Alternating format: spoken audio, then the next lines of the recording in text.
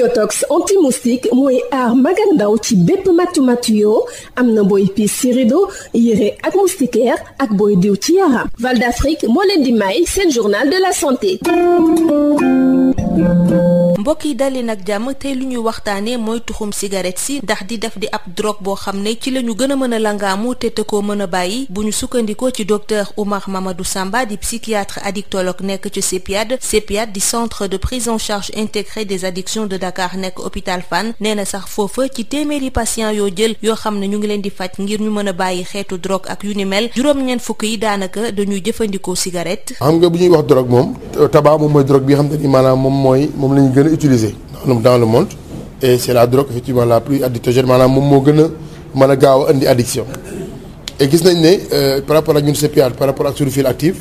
suñu patients yi xam te ne ñoom ñoo ñëw consultation ba bu fekkee bu ñuy ñëw soit ñu ngi ñëw parce que dañuy tux yamba wala parce que alcool moo leen indi wala leneen moo leen indi mais souvent on se rend compte que à côté dañuy tux cigarette bien que peut-être pour ñoom nekkul loo xam ne maanaam problème la donc mën nañu wax ne effectivement ñi di tux yeneen drogue ñi ci ëpp plus de 90% à côté effectivement dañuy jël cigarette et souvent cigarette la ñuy tàmbalee souvent moom mooy produit d'initiation bi c'est la ñuy tàmbalee et par phénomène d'escalade noonu ndànk-ndànk noonu la ñuy yéege ba maintenant di jël yeneen substances. docteur est-ce que ci centre boobule dañuy amal prise en charge boo xam ne dafa jëm ci wàllu tux cigarette ak nu ñu ko mën a bàyyee. waaw am na parce que au niveau du CEPIAD on a dañu teg benn consultation spéciale wala mën nañu consultation tabac chez tous les lundis après-midi à partir de 14h et consultation boobu ñu ngi koy def ak en collaboration ak service de pneumologie bu hôpital de Fann donc occasion bi ñu remercier professeur Nafissatou Omar Touré moo xam ne moom mooy ñuy yombalal loolu liggéey boobu di souvent pneumologue dañuy ñëw foofu ak ñun ñu xool patients yi mën leen jàppale si yam day ni maanaam dañuy ñëw pour ñu jàppale leen pour ñu bàyyi tux cigarette mais xam nañ ne demande bi ëpp demeewul noonu parce que peut-être que sensibilisation wala information bi war a am amul donc je pense que c'est l'occasion aussi par rapport au programme de lutte contre le tabac ak ñun ci lëkkaloo bi ñu war a lëkkaloo ñu mën a effectivement gën a joxe information yi que ne effectivement tux cigarette am na mais également mën nañ ko saafara am na structure yoo xam ne maanaam ñu ngi fi pour mën a accompagner nit ba mu mën a génn ci tux moom. jërëjëf docteur Oumar Mamadou Samba nekk psychiatre addictologue ci CEPIAD mbokk déglukat yi fii la ñu yem ak yéen ñu yendoog jàmm. Yotox anti-moustique mooy aar mag ak ndaw ci bépp matu-matu yoo am na booy piis ci rido yére ak moustiquaire ak booy diw ci yaram. Val d'Afrique moo leen doon may c'est le journal de la santé. Yotox anti-moustique pour le corps, les vêtements, les rideaux et draps vous protège contre les moustiques chez l'adulte et l'enfant. Val d'Afrique vous offre votre journal de la santé.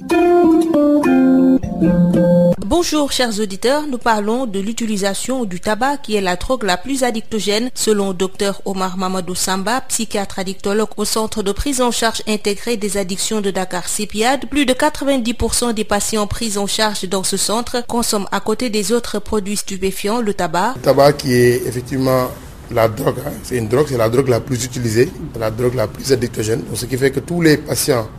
qui consomment des substances psychoactives, des drogues de façon globale, si on prend par exemple la file active du CEPIAD, on peut dire que plus de 90% des consultants, même s'ils viennent pour d'autres produits, que ce soit pour le cannabis, pour l'alcool ou bien pour autres produits, consomment à côté du tabac. Bien que ça ne soit pas, peut-être en venant en consultation, ce n'est pas par exemple, le principal produit de demande de prise en charge, mais on se rend compte que beaucoup de nos patients, la plupart,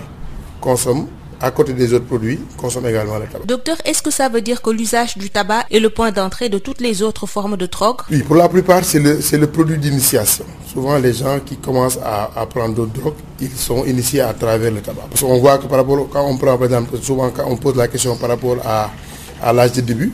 on se rend compte que pour le tabac, souvent c'est en début d'adolescence qu'on commence à fumer le tabac. Et c'est progressivement par phénomène d'escalade,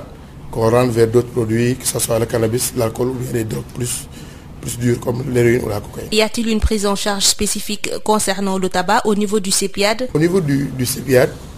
on a une consultation spécifique tabac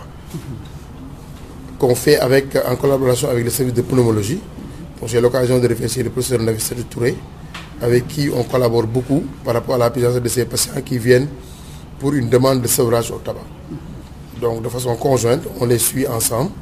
pour pouvoir les aider effectivement à pouvoir être sevrés. Maintenant, on sait que la demande est encore très timide, hein, parce que si on voit les demandes de consultation, on se rend compte que ceux qui viennent spécifiquement pour une demande de sevrage au tabac ne sont pas très nombreux. Maintenant, ça aussi, on peut, peut-être que l'information ne passe pas, peut-être qu'il faut davantage de sensibilisation.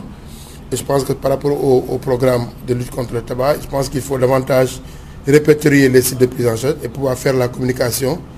pour voir un peu comment aider les gens qui veulent se sevrer à venir en consultation. Parce que quand on parle de lutte contre la drogue, contre le tabac, il y a la réduction de l'offre, mais il y a également la réduction de la demande. La réduction de l'offre, c'est toutes les lois qu'on met en place, toutes les stratégies qu'on met pour qu'effectivement le produit ne soit pas disponible. Mais à côté, si à côté il n'y a pas une réduction de la demande qui est bien structurée, on ne va pas régler le problème. Donc je pense qu'il faut davantage vulgariser effectivement le fait qu'il y a des sites de prise en charge comme le CPAT, bien qu'il y a d'autres gens également qui sont formés à la tabacologie, qui prennent en charge dans cette structure comme à OGIP, à Dantec. Merci beaucoup, docteur Oumar Mamadou Samba. Je rappelle que vous êtes psychiatre addictologue au centre de prise en charge intégrée des addictions de Dakar. Biotox anti-moustique pour le corps, les vêtements, les rideaux et draps vous protège contre les moustiques chez l'adulte et l'enfant. Val d'Afrique vous a offert votre journal de la santé.